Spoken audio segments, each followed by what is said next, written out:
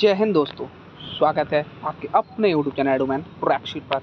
आज आपका जो यूपी पुलिस का जो 9 जून की जो आपकी सेकंड शिफ्ट है उसका हम 100% एनालिसिस करेंगे। आपके करेक्ट क्वेश्चन था उसका हम करेक्ट एनालिसिस करेंगे। प्लीज़ वीडियो को लाइक और चैनल को सब्सक्राइब जरूर कर लें और प्लीज़ टेलीग्राम चैनल को भी ज्वाइन जरूर कर लें। आपका ये रहा आपका आज का एग्ज़ाम का क्वेश्चन पेपर। क्वेश्चन था आपका कि नागालैंड की राजधानी क्या है। आपके 4 ऑप्शन दिए गए थे जिसमें आपका करेक्ट आंसर था ऑप्शन नंबर डी यानी कि कोहिमा इसका एकदम करेक्ट ऑप्शन था। अगला क्वेश्चन आपका पूछा गया था कि 2021 में कोप 26 जलवायु सम्मेलन की मेजबानी किस देश ने की थी। 4 ऑप्शन थे आपका correct answer option number D यानी कि यूके आपका एकदम करेक्ट ऑप्शन था। आपका अगला क्वेश्चन पूछा गया था कि त्रैमासिक समाचार पत्र साइबर प्रवाह किस मंत्रालय द्वारा शुरू की गई एक पहल है। 4 ऑप्शंस दिए गए थे आपको संस्कृति मंत्रालय, बी ऑप्शन था आपका रक्षा मंत्रालय, सी गृह मंत्रालय और डी ऑप्शन था आपका युवा कार्यक्रम और खेल मंत्रालय यानी कि एक गृह मंत्रालय, जिसमें आपका करेक्ट आंसर था ऑप्शन नंबर सी यानी कि गृह मंत्रालय इसका एकदम करेक्ट ऑप्शन था। अगला क्वेश्चन आपका पूछा गया था कि आपको रिक्त स्थान भरना था कि में ऑनलाइन उत्पीड़न शामिल है, जहां उपयोगकर्ता को ढेर सारे ऑनलाइन संदेशों और ईमेल का सामना करना पड़ता है। इसमें आपके 4 ऑप्शन दिए गए थे जिसमें आपका करेक्ट आंसर था साइबर स्टॉकिंग इसका एकदम करेक्ट ऑप्शन था। अगला जो क्वेश्चन आपका पूछा गया था कि अभिव्यक्ति की स्वतंत्रता की रक्षा के लिए 2021 के लिए नोबेल शांति पुरस्कार से सम्मानित किया गया था। 4 ऑप्शन दिए गए थे आपको जिसमें आपका करेक्ट आंसर था ऑप्शन नंबर डी यानी कि मरिया रेशा और दामित्री मुरातोव आपका एकदम करेक्ट ऑप्शन था यानी कि ऑप्शन नंबर डी इसका एकदम करेक्ट ऑप्शन था। अगला जो आपका क्वेश्चन पूछा गया था कि मानव विकास सूचकांक HDI का मुख्य लक्ष्य क्या है। 4 ऑप्शन दिए गए थे ए कि आपके 4 ऑप्शन दिए गए थे जिसमें आपका करेक्ट आंसर था ऑप्शन नंबर बी यानी कि व्यक्तियों के समग्र कल्याण और जीवन की गुणवत्ता का आकलन करना आपका एकदम करेक्ट ऑप्शन था। जो आपका अगला क्वेश्चन पूछा गया था कि ताजमहल का पीलापन किस कारण होता है। 4 ऑप्शन थे ए प्रदूषण, बी ऑप्शन था एल्यूर्जन, सी ऑप्शन था आपका ओजोन और डी ऑप्शन था आपका अम्ल वर्षा। करेक्ट आंसर था ऑप्शन नंबर डी यानी कि अम्ल वर्षा इसका एकदम करेक्ट ऑप्शन था। क्योंकि जो आपको मैंने इसको साफ किया है इसलिए इसमें जो अक्षर हैं थोड़े से डिस्टर्ब हो गए हैं। जो आपका अगला क्वेश्चन पूछा गया था भारतीय पेट्रोलियम संस्थान कहाँ स्थित है। 4 ऑप्शन थे ए देहरादून, बी ऑप्शन था अमेठी, सी ऑप्शन चेन्नई और डी ऑप्शन था आपका दिल्ली। करेक्ट ऑप्शन देहरादून यानी कि इसमें जो आपका करेक्ट आंसर था इसमें देहरादून आपका एकदम करेक्ट ऑप्शन था। अगला क्वेश्चन जो आपका पूछा गया था कि लैंगिक समानता, महिला सशक्तिकरण और महिलाओं के खिलाफ भेदभाव और हिंसा को खत्म करने के लिए वैश्विक आंदोलन को किस शब्द से परिभाषित किया जाता है। 4 ऑप्शन दिए गए थे आपको जिसमें आपका करेक्ट आंसर था ऑप्शन नंबर ए यानी कि नारीवाद आंदोलन इसका एकदम करेक्ट आंसर था। आपके इस क्वेश्चन पेपर को थोड़ा सा इसको साफ दिखने लगे इसलिए इसमें जो अक्षर हैं थोड़े से डिस्टर्ब हो गए हैं। जो आपका इसका नारीवाद आंदोलन करेक्ट आंसर था। अगला क्वेश्चन आपका पूछा गया था कि प्रसिद्ध भारतीय उपन्यास गोदान की लेखक कौन है। 4 ऑप्शन दिए गए थे आपको जिसमें आपका करेक्ट आंसर था ऑप्शन नंबर बी यानी कि उपन्यास सम्राट मुंशी प्रेमचंद्र इसका एकदम करेक्ट ऑप्शन था। अगला क्वेश्चन आपका पूछा गया था 2016 के विमुद्रीकरण के दौरान भारत के वित्त मंत्री कौन थे। 4 ऑप्शन दिए गए थे आपको ए अमित शाह, बी ऑप्शन था अरुण जेटली, सी नरेंद्र मोदी और डी ऑप्शन था आपका निर्मला सीतारमन। जिसमें आपका करेक्ट ऑप्शन था ऑप्शन नंबर बी यानी कि अरुण जेटली इसका एकदम करेक्ट ऑप्शन था।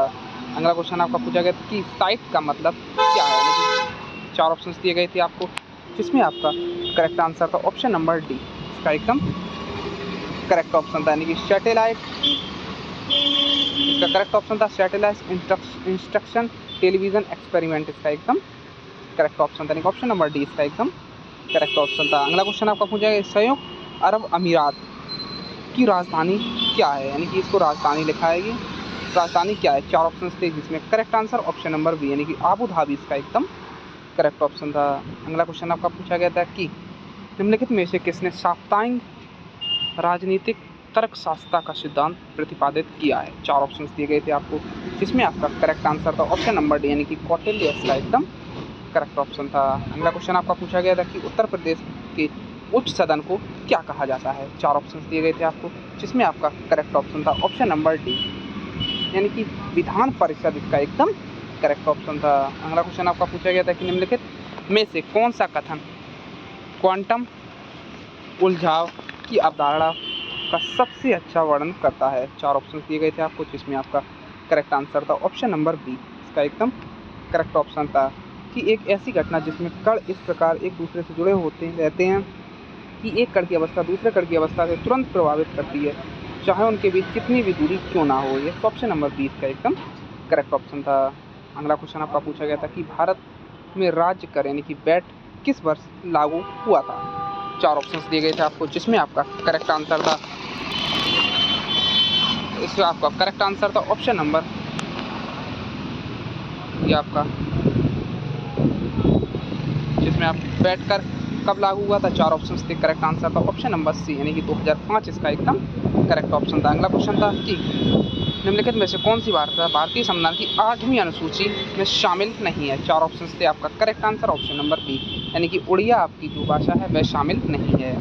अगला क्वेश्चन था कि भारतीय संविधान का अनुच्छेद 340 किससे संबंधित है? 4 ऑप्शंस थे आपके, जिसमें आपका करेक्ट आंसर था ऑप्शन नंबर सी, इसका एकदम करेक्ट आंसर था, यानी कि बैकवर्ड क्लास कमीशन इसका एकदम करेक्ट ऑप्शन था। अगला क्वेश्चन पूछा गया था कि भारत में रेड कॉरिडोर यानी कि लाल गलियारा क्या है? 4 ऑप्शंस थे आपके, जिसमें आपका करेक्ट आंसर था ऑप्शन नंबर बी, यानी नक्सल माओवादी उग्रवादी से प्रभावित क्षेत्र, इसका एकदम करेक्ट ऑप्शन था। अगला क्वेश्चन आपका पूछा गया था कोबरा केंद्रीय रिजर्व पुलिस बल एक विशेष अभियान इकाई है, इसका क्या अर्थ? 4 ऑप्शंस दिए गए थे आपको, जिसमें आपका करेक्ट आंसर था ऑप्शन नंबर बी, यानी कमांडो बटालियंस फॉर रेज्यूलेट एक्शन का एकदम करेक्ट ऑप्शन था।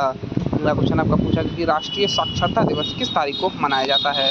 4 ऑप्शंस दिए गए थे आपको, जिसमें आपका करेक्ट आंसर था ऑप्शन नंबर ए, यानी कि 8 सितंबर इसका एकदम करेक्ट ऑप्शन था। अगला क्वेश्चन आपका पूछा गया कि प्रसिद्ध कृति तंत्रलोक के लेखक कौन है? 4 ऑप्शंस दिए गए थे आपको, जिसमें आपका करेक्ट आंसर था ऑप्शन नंबर सी, यानी कि अभिनव गुप्ता आपका एकदम करेक्ट ऑप्शन था, ऑप्शन नंबर सी अभिनव गुप्त, जिन्होंने तंत्र लोक के लेखक हैं अभिनव गुप्त, इसका एकदम करेक्ट ऑप्शन था। अगला क्वेश्चन पूछा गया था कि IMF भुगतान संतुलन मैनुअल की आयात और निर्यात क्या है? 4 ऑप्शंस थे आपको, प्रस्तुत किया जाता है किसके द्वारा? 4 ऑप्शंस थे आपको, जिसमें आपका करेक्ट आंसर था ऑप्शन नंबर सी, यानी कि FOB के आधार पर, इसका एकदम करेक्ट ऑप्शन था। जो आपका अगला क्वेश्चन पूछा गया था कि विषम यानी कि जो बेजोड़ ज्ञात कीजिए, जो मतलब अलग हैं तीनों से, जो अलग है यानी असंगत पूछा गया था। 4 ऑप्शन दिए गए थे, जिसमें आपका करेक्ट आंसर था ऑप्शन नंबर सी, MNOL आपका एकदम करेक्ट आंसर था, क्योंकि T से भी +2 फिर +2 लेकिन इसमें +2 नहीं हो रहा है, सभी में +2 हो रहा है, लेकिन इसमें M के बाद तुरंत N आ गया यानी +1 हो रहा है, इसलिए ये एकदम करेक्ट आंसर, ये असंगत है। अगला क्वेश्चन था कि 144 के बाद 169 आता है, फिर 196, फिर 225, फिर इसके बाद क्या आएगा? 4 ऑप्शन दिए गए थे आपको, जिसमें आपका करेक्ट आंसर था ऑप्शन नंबर डी, यानी कि 256 आपका एकदम करेक्ट आंसर था, क्योंकि यह जो 144 12 का वर्ग, यह 13 का वर्ग, 14 15 और 16 का वर्ग, आपका 256 इसका एकदम करेक्ट आंसर था। अगला क्वेश्चन था आपका कि 3 कंटेनरों पीले सफ़ेद और काले में 120 कंचे रखे हैं, सफ़ेद और पीले कंटेनरों में संयुक्त रूप से काले कंटेनर की तुलना में 2 गुने कंचे हैं, साथ ही काले कंटेनर के पीले कंटेनर की तुलना में 2 गुने कंचे हैं, तो सफ़ेद कंटेनर में कुल कितने कंचे हैं? 4 ऑप्शन थे आपको, जिसमें करेक्ट आंसर था ऑप्शन नंबर सी, यानी कि 40 कंचे, इसका एकदम करेक्ट ऑप्शन था। अगला क्वेश्चन जो आपका पूछा गया था कि 5 दोस्तों में A B से भारी है, C D से हल्का है, B D से हल्का है, लेकिन E से भारी D सबसे भारी नहीं है, तो आपको बताना था कि जो D है सबसे भारी नहीं है, तो इनमें से सबसे भारी कौन है? 4 ऑप्शन थे आपके, जिसमें आपका करेक्ट आंसर था ऑप्शन नंबर डी, यानी कि ए सबसे भारी है, ए इसका एकदम करेक्ट आंसर था। अगला क्वेश्चन था कि शब्दों की दी गई सूची में विषम शब्द को चुनिए, यानी कि विषम शब्द को चुनना था। 4 ऑप्शन थे आपके, जिसमें आपका करेक्ट आंसर था ऑप्शन नंबर ए, यानी कि भारत, यह इसका एकदम करेक्ट आंसर। ढाका यह भी राजधानी है, कोलंबो और काबुल यह भी, ढाका बांग्लादेश, कोलंबो जो आपकी श्रीलंका की थी, काबुल अफगानिस्तान से भारत, यह है असंगत, यानी कि भारत इसका एकदम करेक्ट ऑप्शन था। ये आपका आज के इतना ही आपकी वीडियो बनाई है। प्लीज़ वीडियो को लाइक और चैनल को सब्सक्राइब जरूर कर दें, और प्लीज़ टेलीग्राम चैनल को भी ज्वाइन जरूर करें। चलिए प्लीज़ वीडियो को लाइक और चैनल को सब्सक्राइब जरूर कर लें। Thank you.